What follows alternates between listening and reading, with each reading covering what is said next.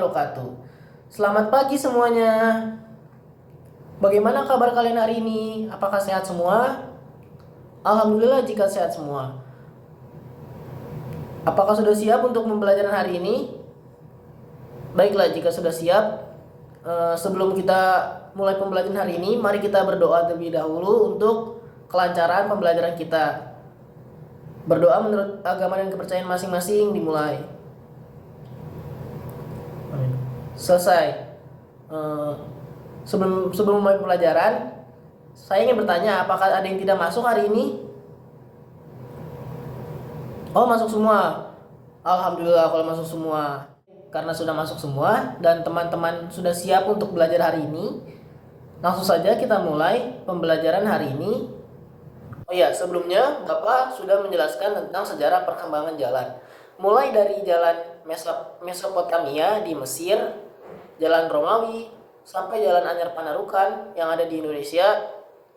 Selain itu, Bapak juga sudah menjelaskan tentang klasifikasi jalan berdasarkan fungsi dan kelas jalan. Namun, pada hari ini, materi yang akan Bapak jelaskan akan lebih detail lagi, yaitu tentang lapis perkerasan jalan. Sebelumnya, kalian semua udah pada tahu belum apa itu lapis perkerasan jalan? Mungkin masih banyak yang belum tahu tentang lapis perkerasan jalan. Jadi langsung saja Bapak mulai penjelasannya. Oke, langsung saja Bapak mulai materi pada hari ini. Sebelumnya teman-teman tadi kan masih pada belum tahu tentang perkerasan jalan. Perkerasan jalan merupakan campuran antara agregat serta bahan ikat yang digunakan untuk menahan beban lalu lintas. Agregat ini maksudnya itu ada batu kerikil sebagai agregat kasar dan pasir sebagai agregat halus. Kemudian bahan ikat itu bisa menggunakan semen untuk perkerasan kaku dan bisa menggunakan aspal untuk perkerasan lentur.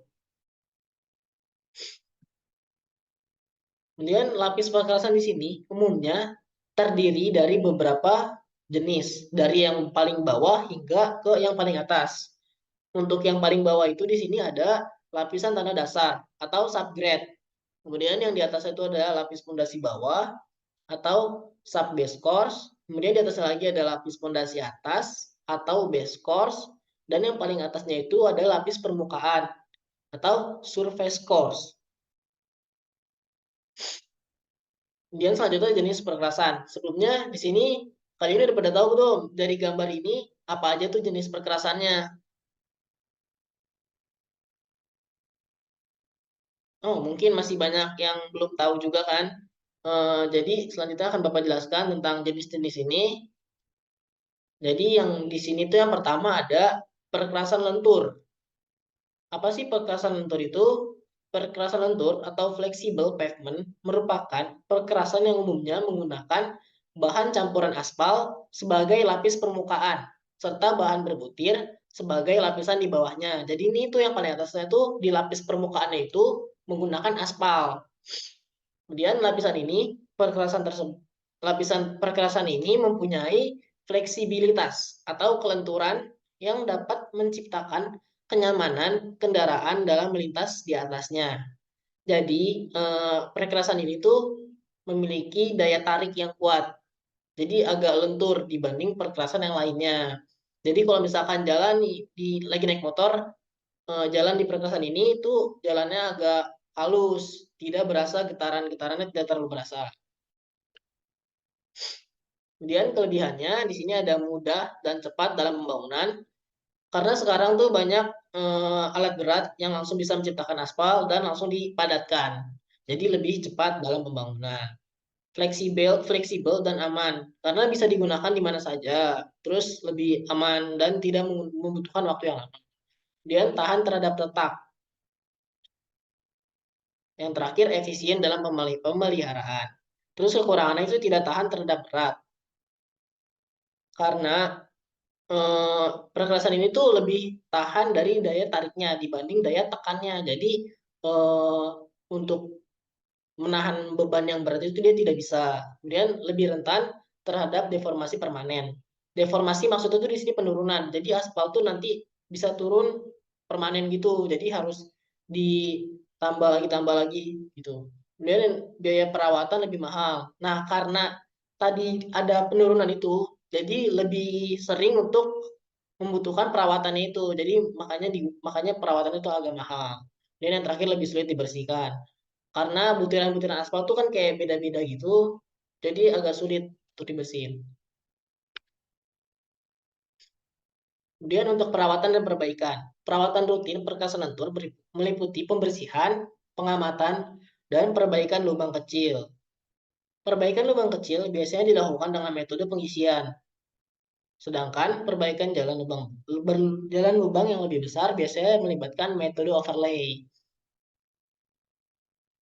Biasanya lubang-lubang kecil ini cuma kayak ditambal-tambal aja gitu, kayak ditiban, ditambah aspalnya gitu aja. Kalau misalkan overlay itu agak lebih detail lagi pekerjaannya. Kemudian selanjutnya ada perkerasan kaku atau rigid pavement. Rigid pavement atau perkerasan kaku merupakan jenis perkerasan jalan yang terbuat dari beton atau aspal beton yang memiliki karakteristik yang cukup kaku dan kuat untuk menahan beban yang melintas di atasnya.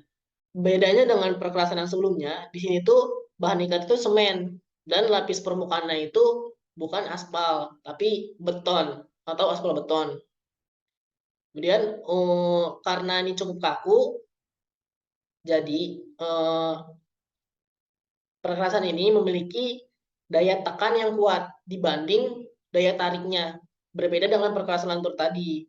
Kalau perkerasan lentur tadi kan tariknya yang kuat, tekannya yang lemah. Sedangkan kalau kaku, tekannya yang kuat, tariknya yang lemah. Maka dari itu, jika melewati jalan itu agak berasa getarannya karena di sini tuh daya tariknya kurang kuat. Jadi gesekan-gesekan yang terjadi di ban motor tuh lebih berasa. Kemudian perkasan kaku sering digunakan untuk jalan raya dan jalan tol karena mampu menahan beban berat secara efektif dan memiliki umur pakai yang cukup lama.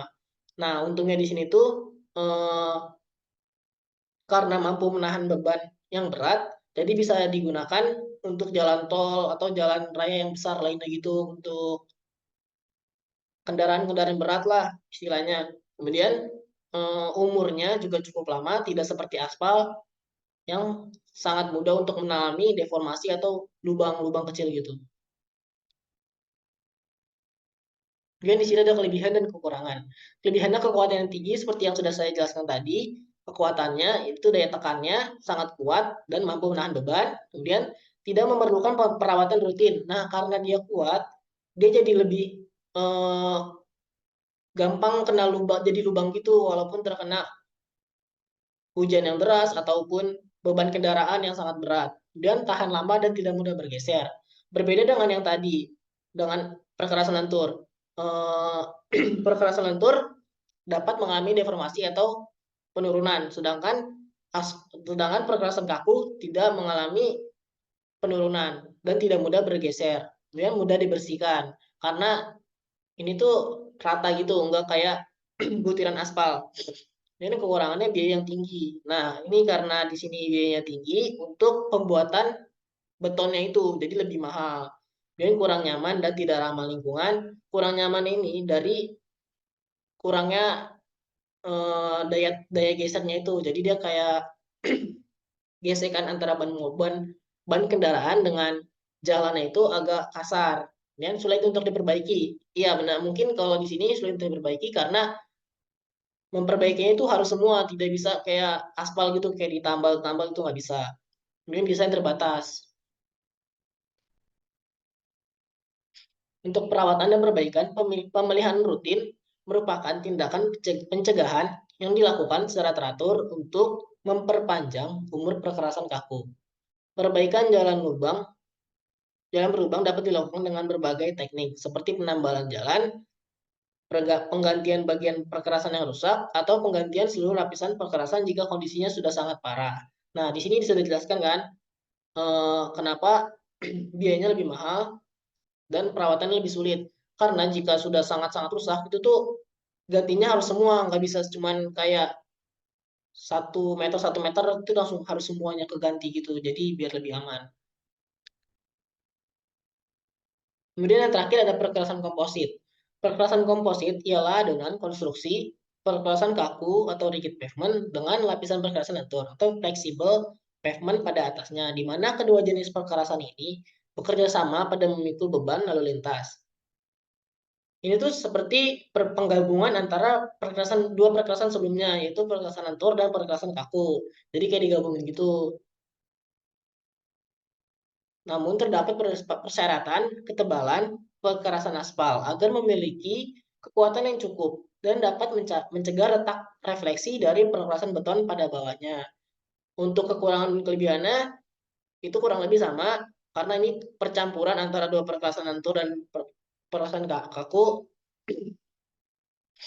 Namun pada saat ini perkerasan ini masih belum banyak dipakai untuk di Indonesia. Mungkin sampai sini saja penjelasan materi dari Bapak. Jika ada yang ingin bertanya, dipersilahkan. Baik, jika tidak ada yang ingin bertanya, langsung saja untuk penugasan pertemuan selanjutnya bisa dilihat pada PPT. Jadi di sini tuh ada gambar kerusakan jalan. Yang satu retak, yang satu lagi berlubang. Di sini ditanya itu berdasarkan kedua gambar jalan di atas. Jelaskan penyebab kerusakan serta solusi untuk memperbaiki dan perawatan jalan tersebut. Jadi kalian nanti membuat tugas individual untuk menjawab pertanyaan ini. Itu bisa diketik, nanti dikirim aja langsung ke Bapak atau di Google Classroom. Nanti saya buatkan platformnya. Dari tugas ini ada yang ingin ditanyakan? Oh iya, untuk tenggat waktunya mungkin minggu depan pada pertemuan selanjutnya. Jamnya jam 10 pagi lah.